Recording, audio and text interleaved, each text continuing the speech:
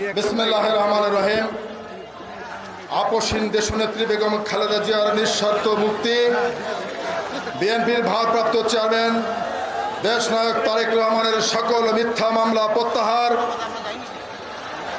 ঢাকা মহানগর দক্ষিণ বিএনপির বিপ্লবী সিনিয়র যুগ্ম আহ্বায়ক জননেতা নবীউল্লাহ নবী, যুগ্ম মহাসচিব হাবিবুর নবী খান সোহেল, সাইফুল আলম নীরব, সুলতান সালাউদ্দিন টুকু, আব্দুল কাদের ভুইয়া জুয়েল, হাবিবুর রশিদ হাবিব, হাজারীবাগের সানিস, লালবাগের সেন্টু এবং সোহাগ, হাজারীবাগের মাসুম সহ সকল রাজবন্দীর নিঃশর্ত মুক্তির দাবিতে ঢাকা মহানগর দক্ষিণ কর্তৃক আয়োজিত আজকের এই বিশাল বিক্ষোভ প্রতিবাদ সমাবেশের সংগ্রামী সভাপতি, ঢাকা মহানগর দক্ষিণ বিএনপির বিপ্লবী আহ্বায়ক নন্দিত জননেতা জনাব আব্দুল সালাম উপস্থিত রয়েছেন। আজকের এই প্রতিবাদ সমাবেশের প্রধান অতিথি বিএনপির জাতীয় স্থায়ী কমিটির অন্যতম সদস্য জনপ্রিয় জননেতা জনাব গয়েশ্বরচন্দ্র রায়, উপস্থিত রয়েছেন বিপ্লবী যুগ্ম মহাসচিব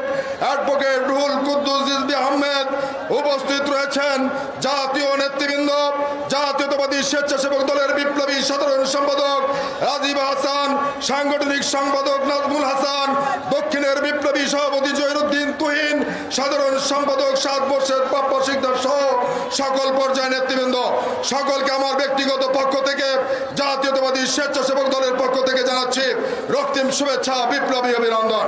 প্রিয় সহযোদ্ধা বন্ধুরা, গত 7ই জানুয়ারি শেখ হাসিনা দামি নির্বাচনের আয়োজন করেছিল।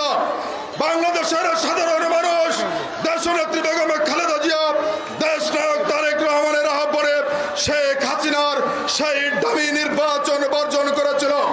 বন্ধুরা, ভোট শেষ হয়েছিল, নির্বাচন কমিশন ওই আওয়াল বলেছে মানুষ ধান লাগাতে গিয়েছিল বলে ভোট দিতে আসে নাই।